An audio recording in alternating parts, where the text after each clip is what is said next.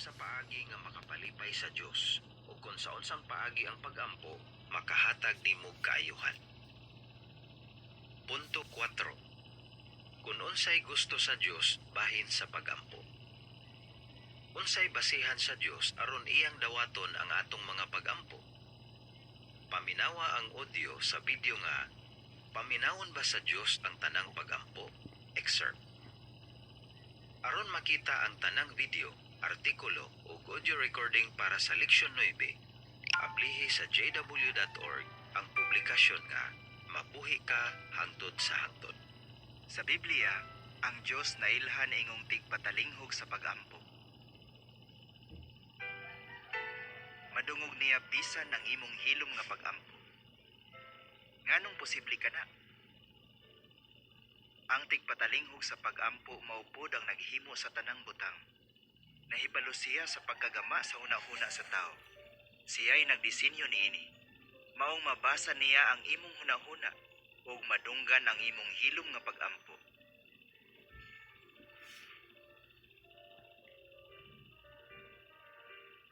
Si Jehova nga Dios, interesado kanimo bisag asa ka nagpuyo. Makasabot siya bisag unsa pay imong pinulungan. Pero dawaton og paminawon ba niya ang tanang pagampo?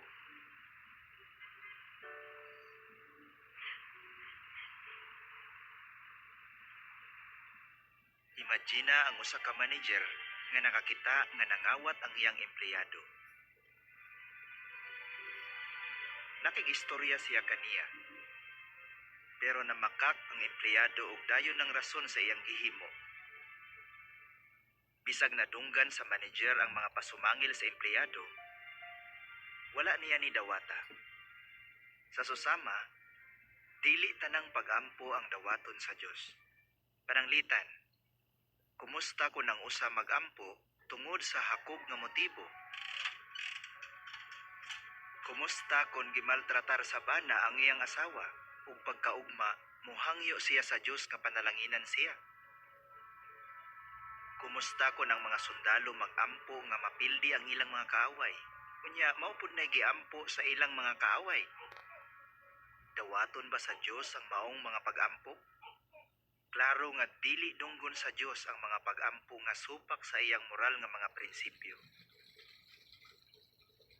Pero malipay siya sa pagdawat sa imong pagampo. Bisan pag nakahimo kang dawatan. Kung sinsiro kang nagtinguha nga masuod sa Dios ug mangita sa iyang kaalam ug mangayog pasaylo. Busa dunggon gyud sa Dios ang mga pagampo niadtong naningkamot nga mapalipay siya. Gusto ni Jehova nga muampo ta kaniya. Ang Salmo 65:2 nagingon, O tigpatalinghog sa pagampo, muduol kanimo ang tanang matang sa katawhan. Sa imong hunahuna, ang tigpatalinghog ba sa pagampo gusto nga muampo ka kaniya? Nganong kanay imong tubag?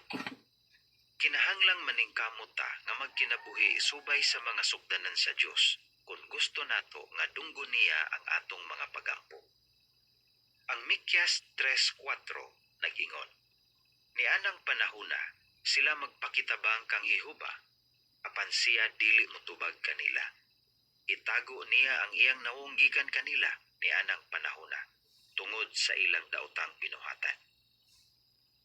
Ang unang Pedro 3:12 nagingon, Kay ang mga mata ni Jehova anaa sa mga matarong, ug ang iyang mga dalunggan mamati sa ilang mga hangyo. Apan isalikway ni Jehova ang mga nagbuhat og daotan. Unsaon nato pagsiguro nga paminawon ni Jehova ang atong mga pagampo? Ang kapsyon sa hulagway nagingon, Panahon sa giyera, ang magkaaway parehong magampo aron modaog. Makadahom bata nga tubagon sa Dios ang ilang mga pagampo? Punto 5. Ang atong iampo kinahanglang gikan sa kasing-kasing. Ang uban gitudluan nga balik-balikon ang samang mga pulong diha sa ilang pagampo. Pero ingon ana ba ang gusto sa Dios nga paagi sa pagampo? Ang Mateo 6:7 nagingon, Dihang magampo, ayaw balik-balika ang samang mga pulong ingon sa ginahimo sa katawhan sa kanasuran. Kay sila nagtuo nga sila dunggon tungod sa ilang paggamit og daghang pulong. Unsay imong himuon aron dili nimo balik-balikon ang samang mga pulong diha sa imong pagampo? Kada adlaw, pwede kang maghuna-huna og usa ka espesipikong panalangin sa imong kinabuhi. Ug dayon, pasalamati si Jehova ni ana. Kung himuon nimo ni kada adlaw sulod sa usa ka semana, makaampo na kag 7 kalain-laing butang.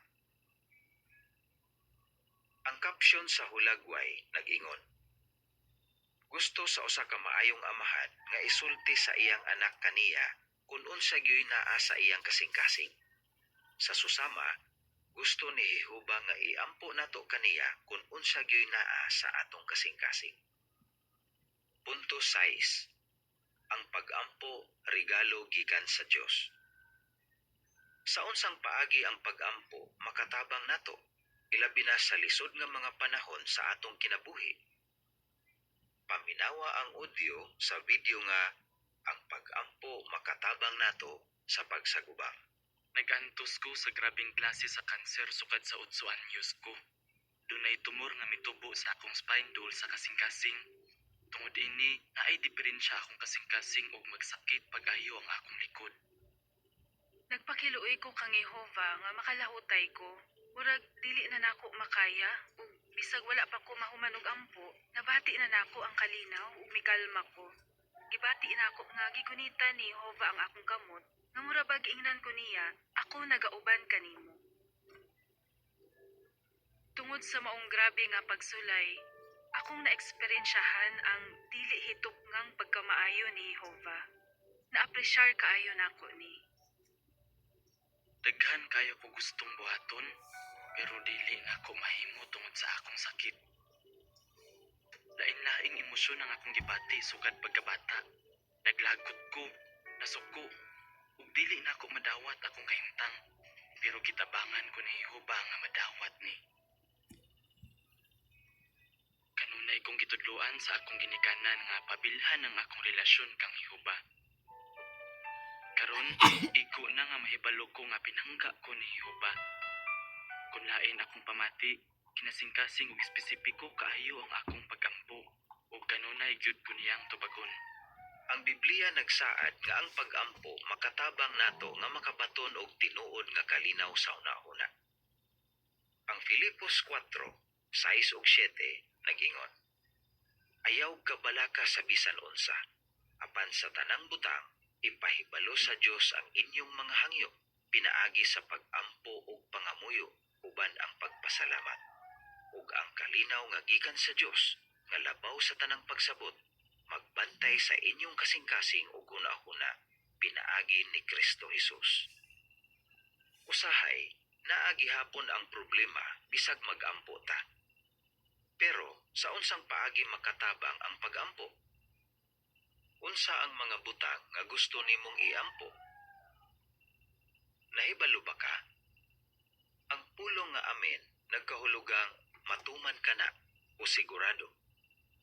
Sukad pa sa panahon sa Biblia, ang amen ginasulti sa katapusan sa mga pag-ampo. Punto 7. Paggahin og panahon sa pag-ampo. Usahay tungod sa kabisi, malimot ta sa pag-ampo. Unsa ka importante kang Hesus ang pag-ampo? Ang Mateo 14:23 nag-ingon, sa nakalakaw na ang mga tao, siya mitunga sa bukid aron magampo.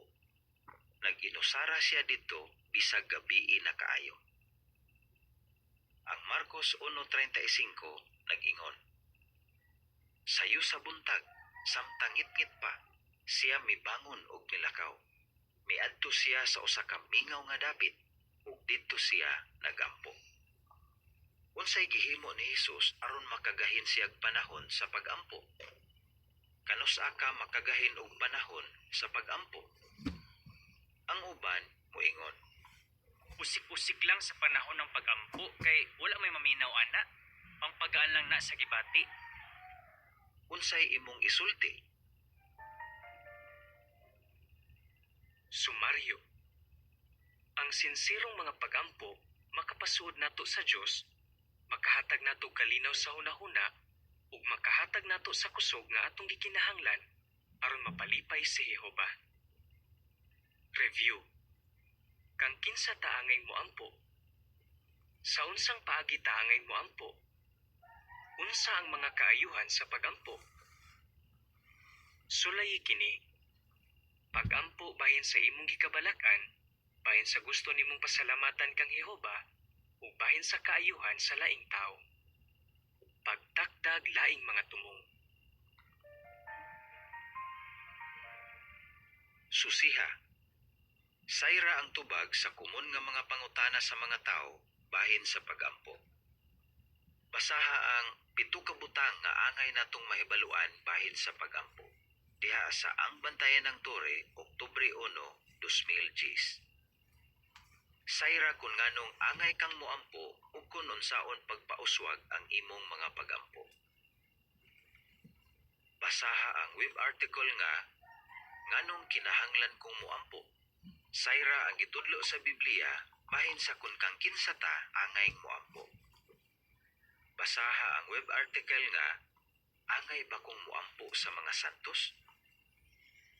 Sa music video nga Pag-ampo kanunay, matikdi kung importante ba kung asa o kanus ata moampo.